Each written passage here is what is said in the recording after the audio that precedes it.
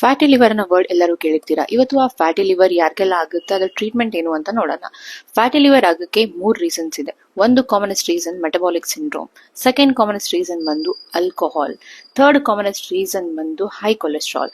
Metabolic syndrome ಅಂದ್ರೆ ನಮ್ಮ ಹೊಟ್ಟೆ ಜಾಗದಲ್ಲಿ ಏನು ಫ್ಯಾಟ್ ಇರುತ್ತೆ, ಆಮೇಲೆ ಈ ನಡದ ಸುತ್ತಳತೆ ಏನಿರುತ್ತೆ ಅದು ಜಾಸ್ತಿ ಆದಾಗ ಈ ಫ್ಯಾಟಿ ಲಿವರ್ ಆಗೋ ಚಾನ್ಸಸ್ ಇರುತ್ತೆ. ಸೆಕೆಂಡ್ ಕಾಮನೆಸ್ಟ್ ರೀಸನ್ ಬಂದು ಟೂ ಮಚ್ ಆಲ್ಕೋಹಾಲ್ ಕುಡಿತಾರೆ, ಅವ್ರಿಗೆ ಈ ಫ್ಯಾಟಿ ಲಿವರ್ ಆಗೋ ಚಾನ್ಸಸ್ ಇರುತ್ತೆ. ಥರ್ಡ್ ಕಾಮನೆಸ್ಟ್ ರೀಸನ್ ಬಂದು ಟೂ ಮಚ್ ಕೊಲೆಸ್ಟ್ರಾಲ್ ಯಾರಿಗೆ ಇರುತ್ತೆ ಅವರಿಗೆ ಫ್ಯಾಟಿ ಲಿವರ್ ಆಗೋ chances very common. Fatty liver initial stages ಅಲ್ಲಿ ಏನು ಸಿಂಪ್ಟಮ್ಸ್ ತೋರಿಸಲ್ಲ, ಆದ್ರೆ ಫರ್ದರ್ ಅದು ಡಿಸೀಸ್ ಡೆವಲಪ್ ಆಗ್ತಾ ಆಗ್ತಾ ಹೊಟ್ಟೆನಲ್ಲಿ ಡಿಸ್ಕಂಫರ್ಟ್ ಆಗೋದು, ಸುಸ್ತಾಗೋದು, ಮತ್ ಆರಾಮ್ ತಪ್ಪೋದು, ಇದೆಲ್ಲ ಆಗುತ್ತೆ.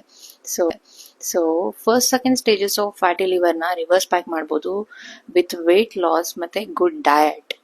ಇನ್ನು ಥರ್ಡ್ ಮತ್ತೆ ಫೋರ್ತ್ ಸ್ಟೇಜಸ್ ಆಫ್ ಏನ್ ಫ್ಯಾಟಿ ಲಿವರ್ ಇದೆ ಅವನ್ನ ರಿವರ್ಸ್ ಬ್ಯಾಕ್ ಮಾಡಕ್ ಆಗೋದಿಲ್ಲ. ಫೈಬ್ರೋಸಿಸ್, ಲಿವರ್ ಸಿರೋಸಿಸ್, ಲಿವರ್ ಸ್ಕ್ಯಾರಿಂಗ್ ಎಲ್ಲ ಆಗ್ಬಿಟ್ರೆ ಇವನ್ನ ರಿವರ್ಸ್ ಬ್ಯಾಕ್ ಮಾಡಕ್ ಆಗೋದಿಲ್ಲ. ಅಂಡ್ ಕಾಂಪ್ಲಿಕೇಶನ್ಸ್ ಏನಾಗುತ್ತೆ, ಡೆತ್, ಹಾರ್ಟ್ ಅಟ್ಯಾಕ್ಸ್ ಇವೆಲ್ಲ ಇರುತ್ತೆ. ಸೊ ಫ್ಯಾಟಿ ಲಿವರ್ ಆದವ್ರಿಗೆ ಈ ರೀಲ್ ನ ಶೇರ್ ಮಾಡ್ರಿ and help them out. Hope this information help. Thank you so very much.